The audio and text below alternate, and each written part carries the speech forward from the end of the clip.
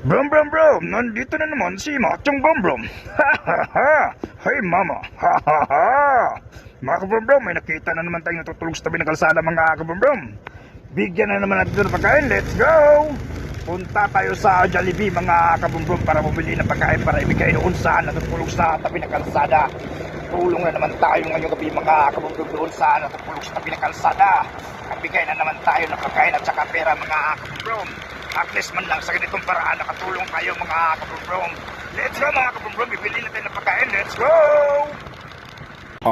Dito na tayo sa may Jollibee mga kabrum-brum. Bibili na tayo ng pagkain para ibigay doon sa natutulog sa tabi ng kalsada mga kabrum-brum. Let's go mga kabrum-brum, pasok tayo, let's go!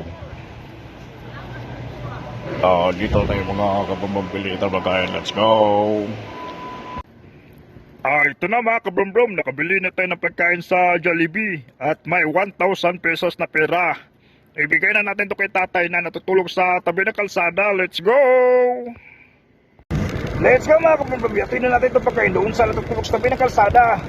Tulong na naman tayo ngayong gabi mga kabrum-brum doon sa natutulog sa tabi ng kalsada. Nabigay na naman tayo ng pagkain at saka pera mga kabrum-brum. At least man lang sa ganitong paraan nakatulong tayo mga kabrum-brum.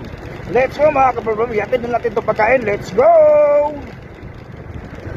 Nandun sa tayo mga kabrum-brum, lapitan natin para ibigay itong pagkain at saka 1,000 pesos na pera mga kabrum-brum. Let's go! Ibigay natin kay tatay mga kabrum-brum.